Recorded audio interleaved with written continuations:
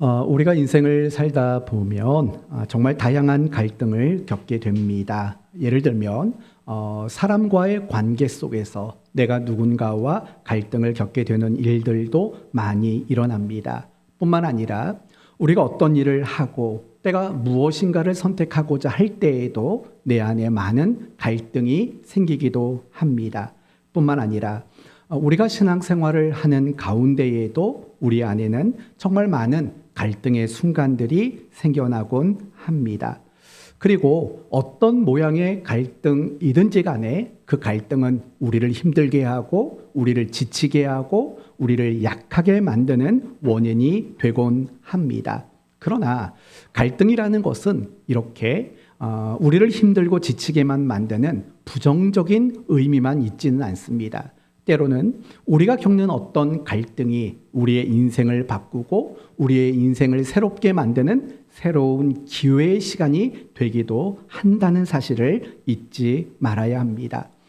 오늘 본문 역시 마찬가지입니다. 서로 다른 의견을 가진 것 때문에 갈등하게 된 사람들을 소개하고 있습니다. 그러므로 오늘 말씀을 통해서 우리는 왜 서로 갈등하는지, 그리고 우리가 갈등을 겪을 때 어떻게 해야 하는지 우리가 확인하면서 앞으로 어떤 갈등을 겪던지 그 갈등이 나를 성장시키고 나를 더 나은 그리스도인으로 만들어가는 기회로 삼을 것을 다짐하는 그런 은혜가 저에게도 그리고 여러분 모두에게도 임하는 시간 되시기를 예수님 이름으로 축원드립니다.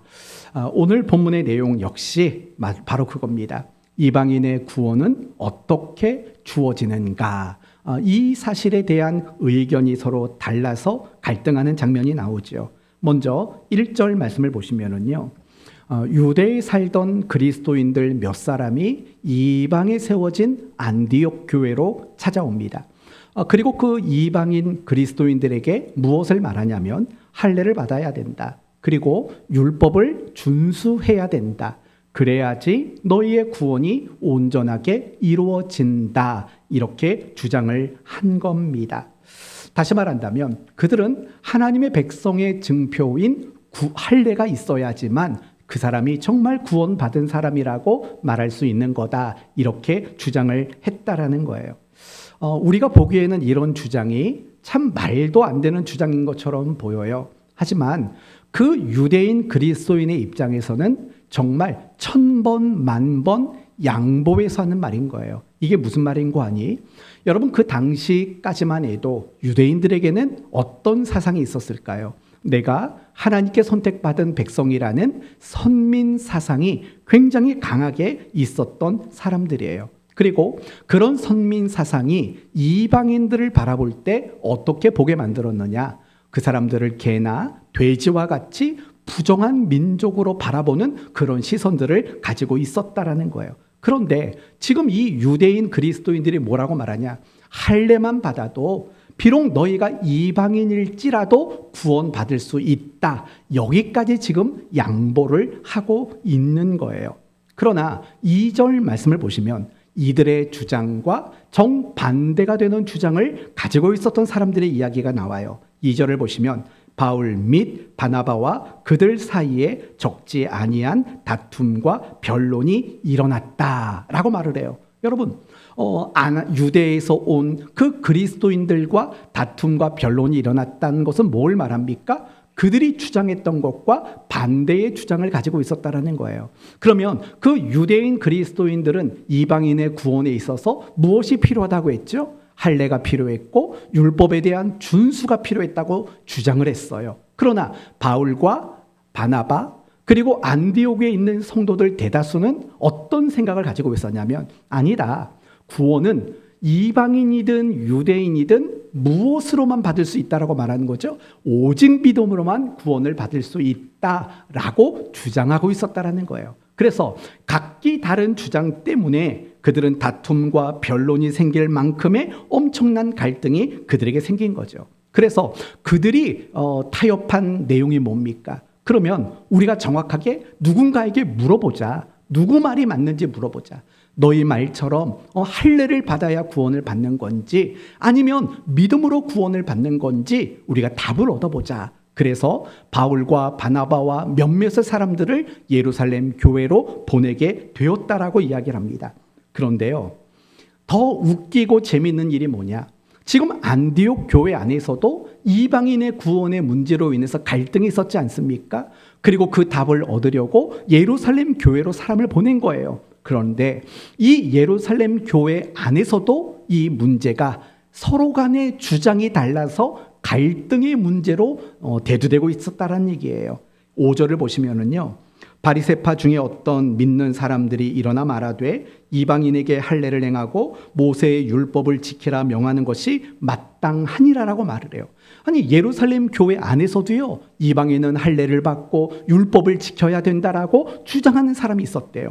그리고 6절을 보시면 사도와 장로들이 이 일을 의논하러 모였다고 말을 해요. 여러분, 만약에 이 바리새인 그리스도인과 똑같은 생각들만 다 가지고 있었다면 굳이 의논할 이유가 있을까요? 의논할 이유가 없는 거예요. 여러분, 우리가 추수감사절을 앞두고 이런 거 해봅시다 라고 했을 때 저나 여러분이나 모두가 생각이 똑같고 주장과 의견이 똑같다면 의논이 필요할 게 없는 거죠. 그러나 의논이 필요했다라는 건 뭐가 전제되고 있느냐? 그들이 주장하는 바가 서로 달랐다는 거예요. 바리새파 그리스도인들에게는 할례와 율법 준수가 주장되는 반면에, 그리고 베드로를 중심으로 한 많은 사도들과 많은 장로들은 아니다, 믿음으로만 구원을 얻게 된다라고 주장을 했다라는 거예요. 따라서 오늘 본문의 내용은 뭐냐? 이방인의 구원이라는 주제를 가지고 안디옥 교회 안에서도 갈등이 생긴 거고 예루살렘 교회 안에서도 갈등이 생겼다, 이런 이야기를 오늘 우리에게 소개하고 있다라는 거예요. 그래서 오늘은요, 저와 여러분에게 함께 묵상하고자 하는 것은 갈등이라는 주제를 가지고 오늘 말씀을 함께 나누려고 하는 거예요. 첫 번째, 사람이 사는 모든 곳에는 끊임없이 갈등이 생긴다는 것을 우리는 알아야 하는 겁니다. 맞아요. 우리가 살다 보면 누군가와 갈등이 끊임없다라는 것을 우리는 알 겁니다. 왜, 어떻게 알 수 있습니까? 경험해 봤잖아요. 여러분이 어린 시절 부모님과 끊임없이 갈등했잖아요. 여러분이 어린 시절 학교를 다닐 때 친구들과도 끊임없이 갈등했잖아요. 여러분이 성인이 되어서도 계속해서 갈등했고, 여러분이 직장 생활할 때도 끊임없이 갈등했지 않습니까? 부부 사이에도 갈등이 있고 부모와 자식 사이에도 갈등이 있어요. 형제들 사이에도 갈등이 있고 친구 사이에도 갈등이 있고 직장 동료와의 관계 속에서도 갈등이 있어요. 모이는 자리마다 갈등이 있어요. 심지어 오늘 본문처럼 교회 안에서도 성도들 사이에도 끊임없는 갈등들이 생겨나는 것들을 우리는 경험해요. 우리 성경에 이런 말씀이 있죠. 너희가 두세 사람이 내 이름으로 모인 곳에 나도 그들 중에 있다라고 말해요. 그 말을 이렇게 바꾸면 될 것 같아요. 두 사람 이상이 모인 곳에 주님만 함께하는 게 아니라 갈등도 늘 함께할 수밖에 없다라는 거예요. 맞아요. 이렇듯 우리는 어딜 가든지 사람이 있는 곳에 가면 반드시 갈등이라는 것들을 겪을 수밖에 없다는 것을 우리는 너무나도 잘 알고 있어요. 그렇다면 우리는 왜 갈등하게 될까요? 우리가 서로 갈등하는 이유는 무엇일까요? 가장 첫 번째, 가장 표면적인 이유는 모두가 다르기 때문에 그래요. 여러분, 갈등이라는 한자를 보시면은요, 두 개의 나무가 등장해요. 먼저 갈이라는 거는요, 칡갈자예요. 여러분, 칡 알죠? 칡. 갈자가 바로 칡갈자고 등자가 등나무 등이에요. 그러니까 이 갈등이라는 건 뭐냐? 칡과 등나무가 섞였다라는 거예요. 예를 들면 이런 거예요. 칡은요, 항상 왼쪽으로 자라간대요. 왼쪽으로 자라요. 근데 등나무는 항상 오른쪽으로 자라간다라는 거예요. 그럼 여러분, 왼쪽으로 자라가는 칡과 오른쪽으로 자라가는 등나무가 만나면 서로 어떻게 되겠어요? 막 꼬일 수밖에 없죠. 그렇게 꼬이고 엮여서 더 이상 풀 수 없는 지경에 다다른다. 그게 바로 한자로 갈등이라는 단어인 거예요. 만약에 등나무나 아니면 칡이 같은 방향으로 자란다면 그렇게 섞여서 묶일 이유가 없는 거죠. 그러나 서로 다르기 때문에 그런 갈등이 일어나게 되는 거죠. 오늘 본문도 마찬가지예요. 이방인의 구원의 문제에 있어서 그들이 똑같은 주장과 똑같은 의견을 가졌다면 그들은 갈등할 이유가 없었던 거예요. 그러나 그들이 주장하는 바가 서로 달랐기 때문에 그들은 갈등할 수밖에 없었다라는 거예요. 우리도 마찬가지예요. 내가 누군가를 만났을 때 끊임없이 갈등이라는 게 생기는 이유는 뭐냐? 잘못의 이전에 서로가 다르기 때문에 그래요. 예를 들면 성격이 달라요. 생각이 달라요. 삶의 방식이 달라요. 자라온 환경도 달라요. 그래서 내가 좋아하는 것과 상대방이 좋아하는 게 달라요. 내가 싫어하는 것과 누군가가 싫어하는 게 달라요. 취향이 다르고 말하는 방법이 다르고 살아가는 삶의 스타일이 달라요. 이렇게 다양한 다름이 우리 모두에게 존재하는 거예요. 그래서 우리는요, 칡과 등나무가 엉키듯이 우리에게도 그렇게 끊임없이 갈등이라는 것이 생겨질 수밖에 없어요. 그러면 정말 다르다라는 게 가장 중요한 갈등의 원인일까? 사실 그렇진 않아요. 조금 더 중요한 원인을 찾는다면 욕심과 이기심의 문제라고 말할 수 있는 거예요. 오늘 본문을 보세요. 유대에서 온 그리스도인들이 안디옥의 이방인 그리스도인들을 향해서 뭐라고 말했다고요? 할례를 받아라. 율법을 지켜라. 그래야 구원을 얻는다라고 주장을 했다고요. 그러면 그들은 왜 이 안디옥 교회 성도들에게 할례와 율법의 준수를 주장했을까요? 정말 이 이방인들이 너무 안타까워서 정말 구원을 꼭 받았으면 좋겠어. 그래서 그렇게 주장을 했을까요? 물론 그럴지도 모르죠. 그러나 그렇지 않을 것 같다는 생각이 들어요. 뭐냐? 이런 거 아니겠어요? 우리 말이 맞아 라는 거죠. 또는 우리와 똑같은 모양을 갖춰야 돼. 그래야지 너희도 구원을 받는 거야 라는 그런 욕심과 이기심 때문에 그런 주장을 했다고 우리는 생각할 수 있다는 거죠. 우리도 똑같은 거예요. 항상 우리가 누군가와의 관계 속에서 늘 갈등하는 이유는 여기에 있는 거예요. 내 욕심과 자기 주장과 자기 이기심, 이것이 항상 앞장서기 때문에 우리는 갈등할 수밖에 없다라는 거죠. 그런데요, 우리가 욕심이나 이런 이기심의 문제 말고 더 중요한 이유가 있어요. 우리가 갈등하는 더 중요한 이유, 그게 뭐냐? 바로 우리 모두에게 있는 죄성 때문이라는 거예요. 여러분은 죄성이 뭐라고 배우셨습니까? 보통은 죄성을 이렇게 배웠을 거예요. 죄를 짓고자 하는 성향 또는 죄를 짓고자 하는 어떤 본능, 우리는 죄성을 그렇게 배웠을 거예요. 물론 그게 틀린 말은 아니에요. 그러나 죄성을 조금 더 정확히 말한다면 이런 거죠. 죄성이란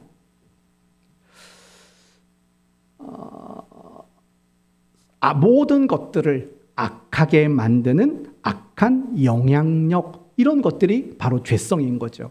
이게 심지어는요, 나쁜 것이 아닌데 도리어 그것이 선한 것인데도 악한 영향력을 발휘하도록 만드는 거예요. 그게 바로 죄성이라는 거죠. 몇 가지로 설명을 해볼게요. 다르다라는 것은 나쁜 걸까요? 여러분의 생각은 어떻습니까? 다르다는 건 나쁠까요? 아닙니다. 다르다라는 것은 여러분, 그건 엄청난 축복입니다.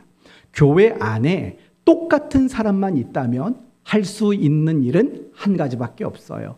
그러나 교회 안에 다양하게 다른 사람들이 존재한다면 할 수 있는 것들이 굉장히 많아지게 되는 거예요. 이런 의미로 본다면 다르다는 것은 나쁜 것도 아니고 악한 것도 아니에요. 도리어 다르다라는 것은 굉장히 좋은 거예요. 그러나 죄성이란 어떻게 되냐? 이렇게 귀한 것들을 나쁘게 만들고 부정적인 결과를 만들어내는 게 바로 죄성이라는 거예요. 그럼 욕심이라는 것도 생각해 봅시다. 욕심은 나쁜 걸까요? 엄밀히 말하면 욕심 그 자체가 나쁘다고 말할 수는 없어요. 왜냐? 욕심이 있으니까 인류 문명이 발달한 거예요. 욕심이 있으니까 각 개인마다 어떤 발전을 이루게 되는 거예요. 그런데 문제는 뭐냐? 이 욕심에 이 죄성이 첨가가 되면 이 귀한 마음도 결국에는 나쁜 것을 만들어내게 된다라는 거예요. 이걸 우리는 기억해야 돼요. 이 부분을 조금 더 성경적으로 예를 들면 이런 거죠. 사도행전 앞부분을 보시면 예루살렘 교회, 초대교회죠. 이 예루살렘 교회가 정말 유례 없는 귀한 사역을 감당했어요. 그게 어떤 사역이었죠? 구제 사역이었어요. 가난한 자, 고아와 과부, 그들에게 먹을 것을 제공하는 구제 사역을 감당했어요. 당시 유대 정부도 감당하지 못하는 일을 예루살렘 교회가 감당했어요. 어떻게 감당했어요? 성도들이 자신의 재산을 팔아서 그것을 교회 앞에 바침으로, 교회는 그것으로 먹을 것을 준비하고 많은 가난한 자들에게 먹을 것을 제공했어요. 얼마나 선하고 얼마나 복된 일을 그들이 한 겁니까? 그런데 중요한 것은요, 이 죄성이 그 안에 침투하게 되면은요, 결국 히브리파 과부와 헬라파 과부로 인해서 서로 다툼과 갈등이 일어나게 되는 그런 결과를 만들기도 한다라는 거예요. 조금 더 우리 입장에서 예를 들면 이거예요. 기도 많이 하는 거 좋은 거예요, 나쁜 거예요? 훌륭하고 좋은 거예요. 예배 열심히 나오는 거 좋은 거예요, 훌륭한 거예요. 내가 교회 안에서 열심히 섬기고 열심히 헌신하고 사역하는 거 너무 귀하고 잘하는 거예요. 그런데 여러분, 그 속에 죄성이 침투하게 되면 어떤 일을 만드는 줄 아세요? 기도하지 않는 사람을 비난하게 돼요. 나만큼 헌신하지 않는 사람을 정죄하게 되는 일들이 일어나게 되는 거예요. 그게 바로 죄성이라는 거예요. 죄성은 단지 어떤 죄를 짓고자 하는 본능만 말하는 게 아니에요. 죄성은요, 모든 걸 악한 것이 되도록 만드는 그런 영향력 자체가 죄성이라고 성경은 우리에게 늘 말하고 있다라는 거예요. 결국 우리가요, 갈등하는 것은 다르기 때문만도 아니고 내가 이기심이 있기만도 아닌 거예요. 정말 엄밀히 말한다면 내가 늘 사람들과 갈등하는 이유는 내 안에 그 죄성을 절제하지 못하고 내 안에 그 죄성을 통제하지 못하는, 방치하고 있는 그런 모습이 우리를 서로 간에 갈등하도록 만드는 가장 중요한 이유가 된다라는 거예요. 그래서요, 항상 여러분이 앞으로도 누군가와의 어떤 갈등이 생길 때 꼭 기억해야 될 건 그거예요. 죄성을 기억하셔야 돼요. 죄성을 기억하셔야 되고, 여러분의 그 죄성을 다스리고 여러분의 그 죄성을 통제할 수 있는 그런 여러분이 되셔야 되는 거예요. 그럴 때 우리는 사람과의 그 관계를 극복하고 갈등을 이겨낼 수 있는 성도가 될 수 있을 겁니다. 그런데요, 이미 설교 초반에 여러분에게 말씀을 드린 것처럼 이렇게 갈등이라는 건 사람과 사람 사이에만 일어나질 않아요. 그럼 어디서 또 일어나느냐? 엄밀히 말한다면 갈등은 하나님과 나 사이에도 얼마든지 일어난다는 것을 잊지 말아야 되죠. 물론 하나님이 우리한테 갈등하진 않아요. 그런데 우리는 하나님을 향해서 갈등하는 순간들이 많아요. 적어도 정상적인 그리스도인이라면요, 신앙생활 속에 갈등이라는 것이 끊임없이 생길 수밖에 없는 거예요. 그것이 우리를 가장 힘들게 하는 거죠. 여러분에게 한번 물어볼게요. 여러분이 신앙생활 할 때 가장 힘들었던 순간이 언제인가를 한번 생각해 보시겠어요? 여러분은 언제 가장 힘들어요? 신앙생활 할 때? 사역이 너무 많아서 피곤했을 때 가장 힘드십니까? 아니면 내게 맡겨진 그 직분이 너무 커서 그래서 힘들다고 느끼십니까? 아마 이럴 때일 거라고 생각이 들어요. 아무리 하나님 앞에 기도했는데 하나님의 응답이 없을 때, 사실은 내가 원하지 않는 것들인데 하나님이 나에게 그것을 요구하실 때죠. 예를 들면 이런 거예요.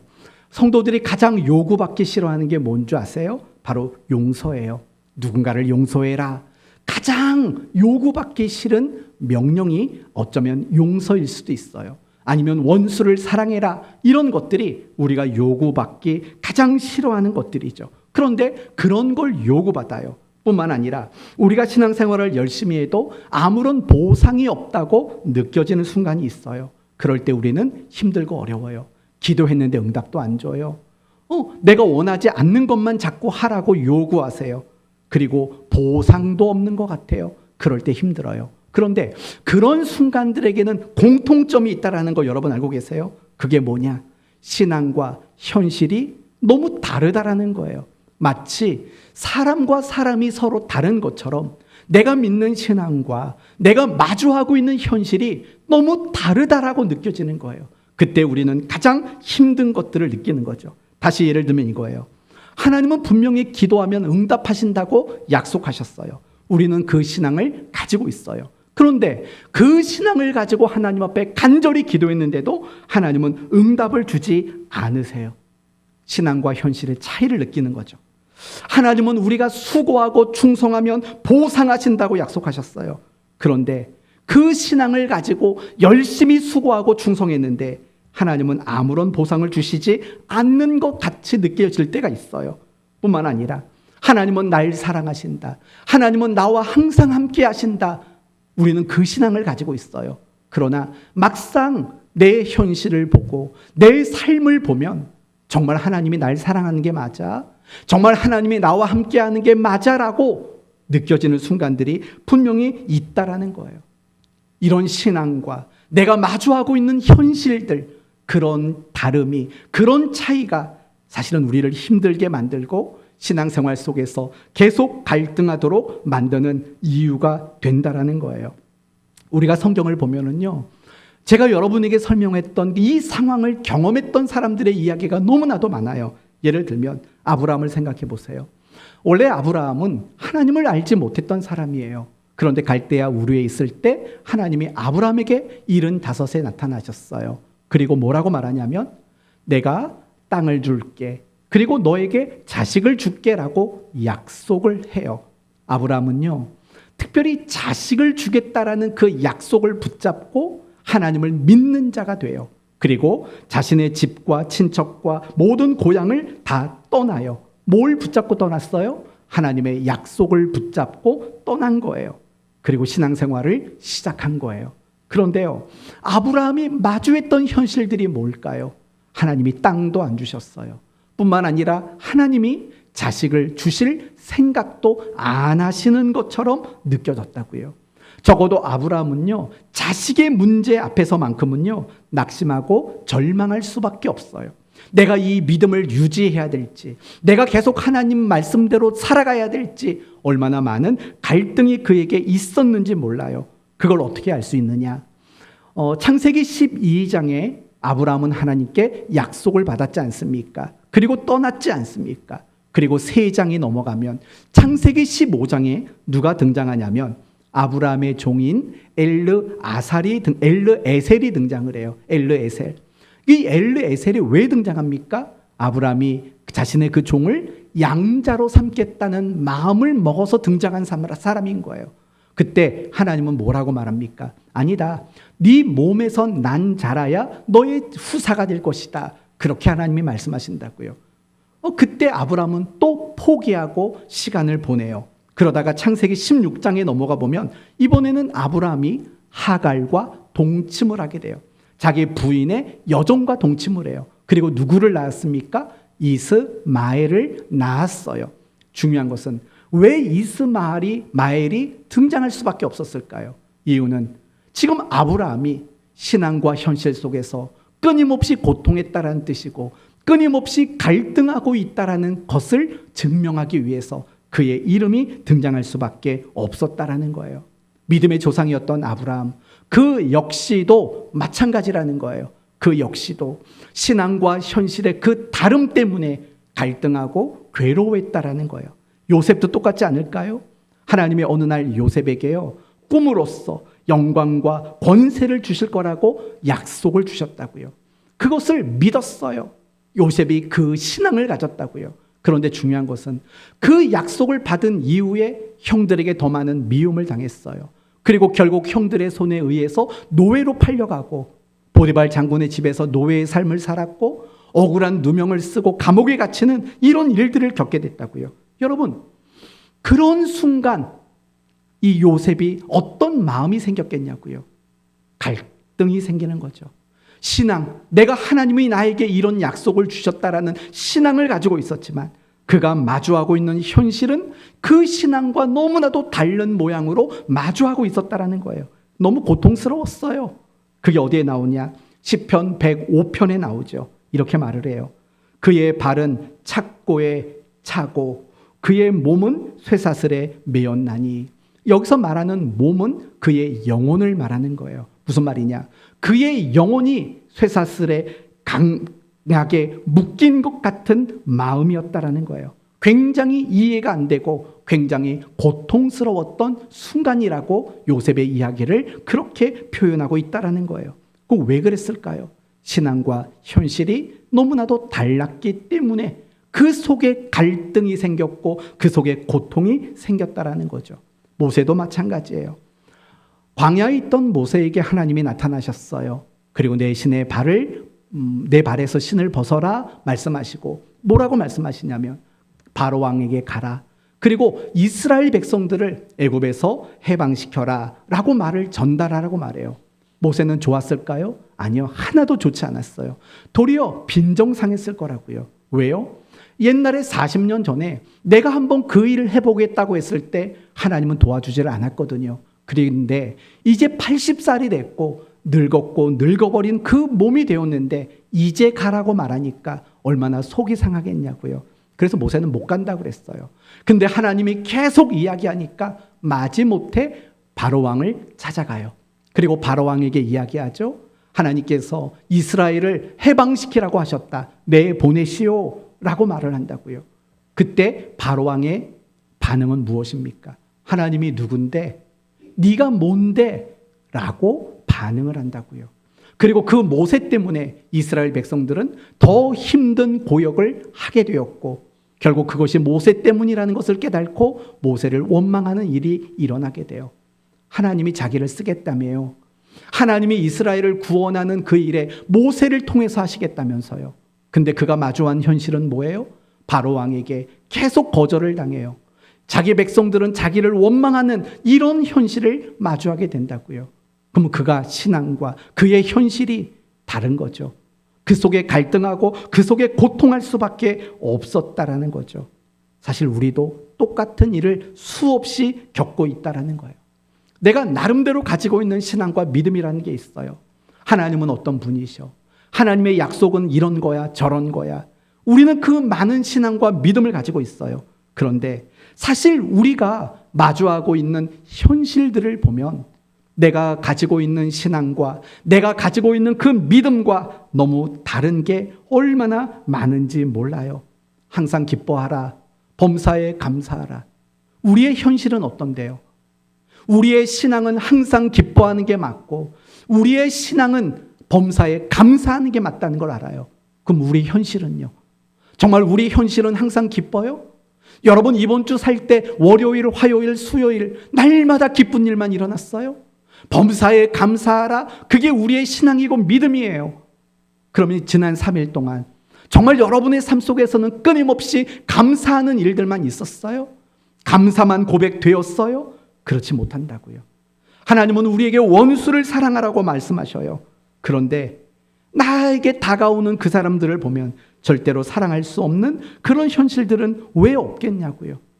하나님은 우리를 의인이라고 불러주시는데 내 모습을 보면 의인은커녕 너무나도 악한 사람처럼밖에 보이지 않는 때도 얼마나 많은지 몰라요.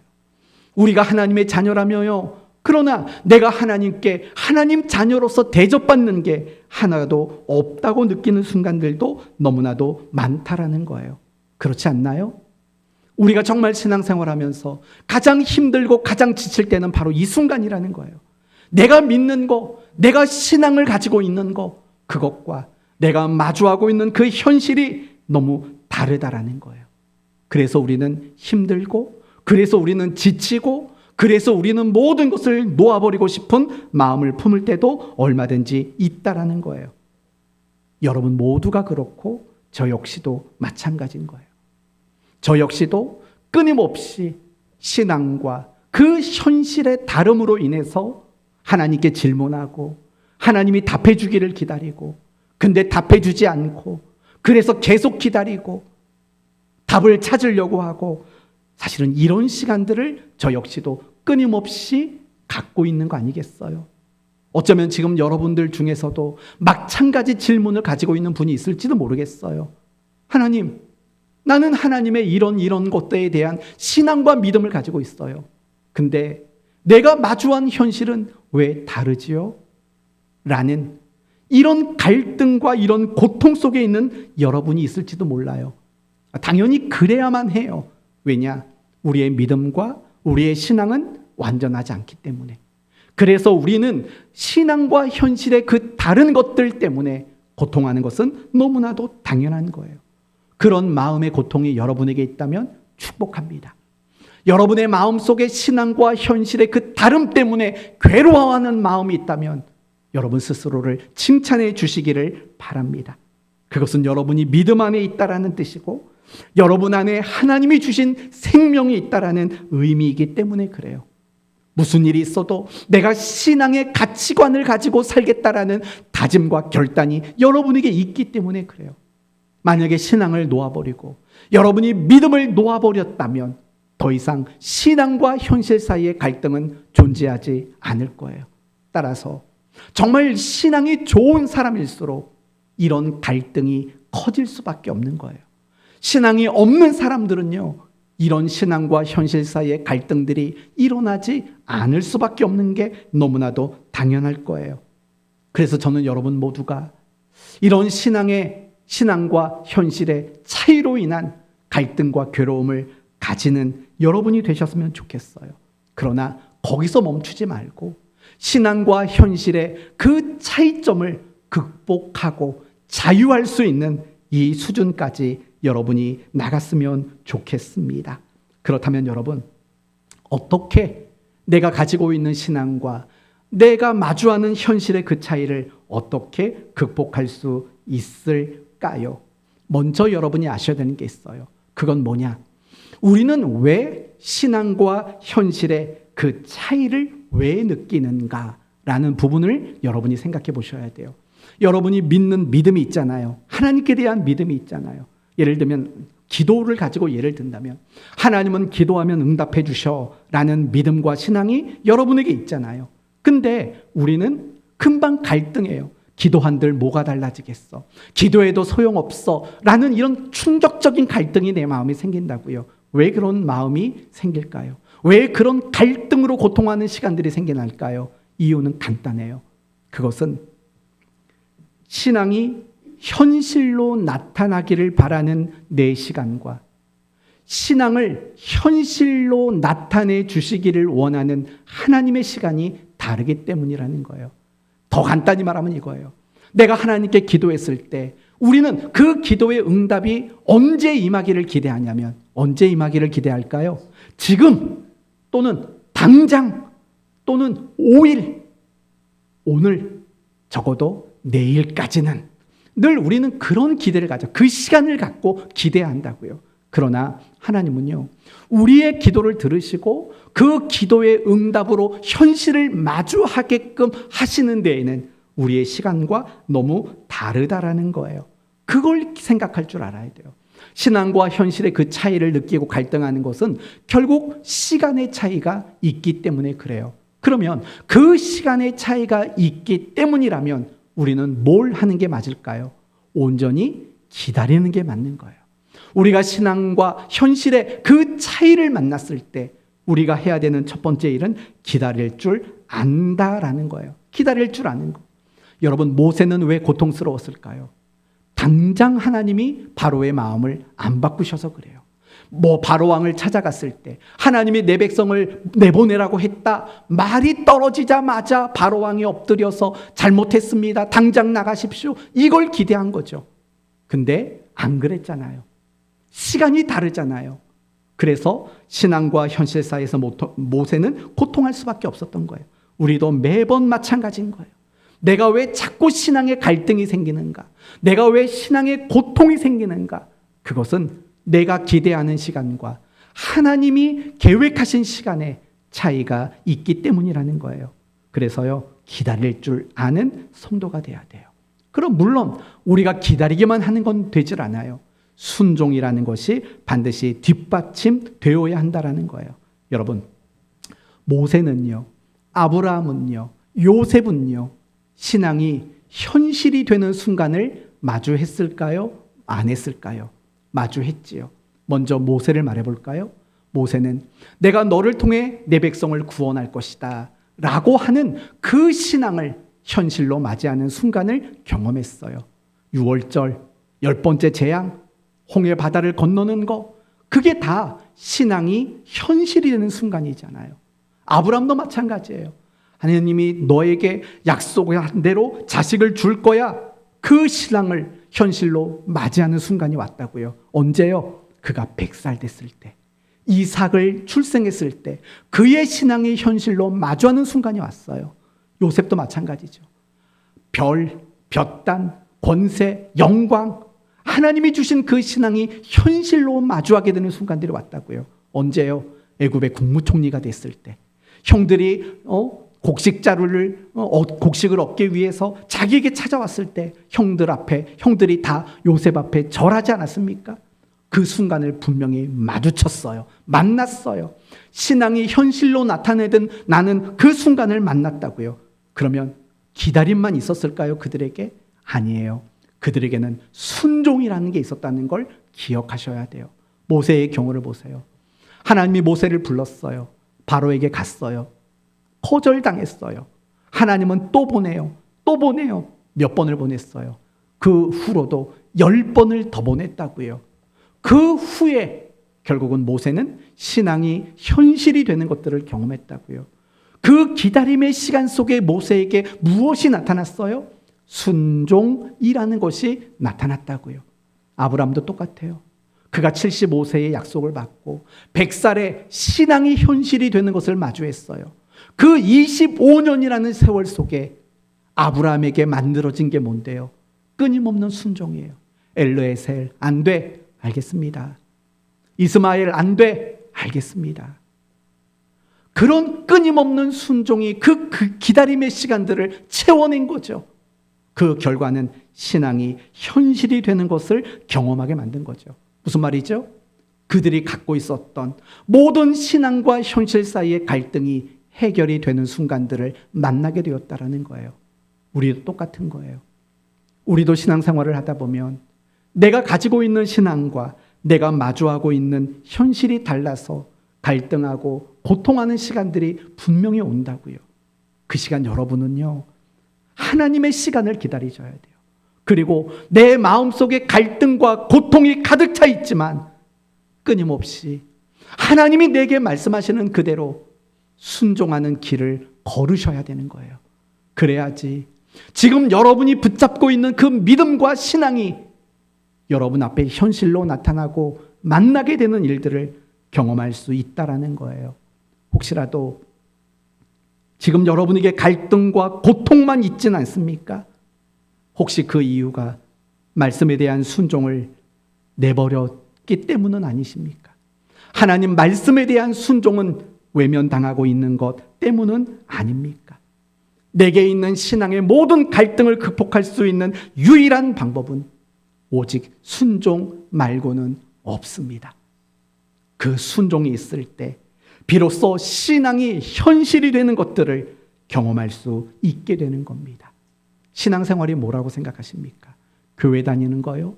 성경 보는 거요? 기도하는 거요? 헌금하는 거요? 단지 그게 신앙생활은 아니죠. 정말 신앙생활이란 내가 가지고 있는 그 신앙과 현실을 순종으로 연결해 가는 거, 내가 가지고 있는 그 신앙을 순종으로 마주하게 되는 거, 그게 신앙생활의 가장 중요한 모습 아니겠습니까? 이제 끝으로 한 가지만 더 말씀드리고 마칠게요. 하나님은 왜 우리를 갈등의 자리에 자꾸 두실까요? 사람과의 관계에서 왜 갈등하도록 내버려 두실까요? 내 안에 내 스스로가 갈등하도록 왜 내버려 두실까요? 하나님은 왜 신앙과 현실 사이에서 우리가 갈등하도록 내버려 두실까요? 이유는 이런 겁니다. 우리를 더 성장시키고 우리를 더 성숙시키기 위한 기회로 삼으셨다라는 겁니다. 오늘 본문을 보세요. 이방인들은 구원을 어떻게 받느냐? 할례를 받고 율법을 지켜야 한다. 아니다. 믿음으로 구원을 받는다. 은혜로 구원을 받는다. 결국 이런 갈등들이 만들어낸 결과가 뭡니까? 바로 이신칭의입니다. 믿음으로 말미암아 구원을 받는다. 오직 믿음으로 은혜로 구원을 받는다. 이 사실이 명확하게 밝혀지게 되는 결과를 만드는 거예요. 무엇이요? 갈등이. 그들 안에 내가 옳다, 네가 옳다라는 이런 갈등이 구원의 진리를 만들어내는 역할을 했다라는 거예요. 오늘 제가 여러분에게 마지막으로 드리고 싶은 이야기는 그거예요. 우리가 인생을 살면서 그게 어떤 모양의 갈등이든지 간에 그 갈등은 하나님이 우리에게 기회로 주신 시간이라는 거예요. 성장할 수 있는 기회, 더 성숙해질 수 있는 기회, 더 하나님의 사람답게 할 수 있는 기회를 주시는 거예요. 이것을 아브라함대로 말한다면 아브라함이 25년 동안 겪었던 갈등은 여호와 이레를 고백하기 위한 갈등이었어요. 요셉이 겪었던 많은 갈등 역시도 하나님은 모든 걸 선으로 바꾸셨습니다라는 고백을 위한 시간이었어요. 모세가 겪었던 모든 갈등은 홍해 바다 앞에서 여호와께서 너희를 위하여 싸우시리니 너희는 가만히 있을지어다 라는 이 고백을 하도록 만드시는 시간들이 그 많은 갈등들의 시간의 의미였다라는 거예요. 하나님은 우리를 다양한 방법으로 성장시키세요. 그런데 그 중에는 갈등이라는 시간과 갈등이라는 훈련들이 우리에게 주어진다라는 사실을 여러분 모두가 기억하셨으면 좋겠어요. 갈등을 보통의 시간으로만 생각하지 마세요. 갈등을 내가 시험 당한다고만 생각하지 마세요. 갈등은 하나님이 여러분을 성장시키기 위해 기회로 제공하신 시간이라는 걸 여러분 기억하셔야 돼요. 그래서 앞으로 여러분 모두에게 어떤 갈등이 생기든 그 갈등이 여러분에게 신앙의 기회가 되었으면 좋겠어요. 어떻게 해요? 하나님의 뜻을 고민하세요. 하나님, 이렇게 다양한 갈등이 내 안에 있습니다. 하나님의 뜻이 뭐지요? 그리고 여러분이 그 모든 갈등의 순간 속에서도 흔들리지 말고 하나님의 말씀대로만 순종하며 살아갈 것을 결단할 수 있기를 바라요. 아까 말했잖아요. 아브라함, 요셉, 모세, 그들이 그 갈등을 통해서 성장할 수 있었던 이유는 그 기다림 속에 순종이 있었다고 말씀을 드렸지 않습니까? 하나님의 말씀에 순종할 때 비로소 그 갈등이 여러분의 신앙의 성장과 성숙을 위한 기회가 되는 거예요. 갈등으로 힘들어하고 지치는 것으로 그 시간을 허비하지 마시고 갈등을 기회로 삼는 여러분 모두가 되시기를 바랍니다. 오늘 말씀을 마치겠습니다. 우리 모두는 죄성을 가지고 있습니다. 그래서 사람들과의 관계에서 끊임없이 갈등하게 됩니다. 우리의 믿음은 아직 온전하지 못합니다. 그래서 신앙생활 속에서 늘 갈등하는 일이 일어나게 됩니다.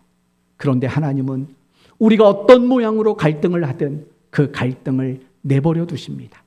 우리를 그 갈등의 시간, 갈등의 자리에 우리를 내버려 두십니다. 그 이유는 우리를 성장시키고 우리를 성숙하게 만드시기 위한 기회로 삼으시는 분이기 때문에 그렇습니다.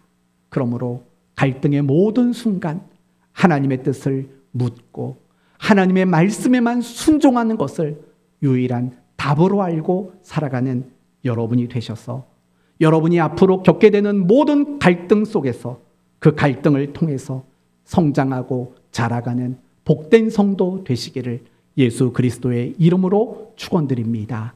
아멘.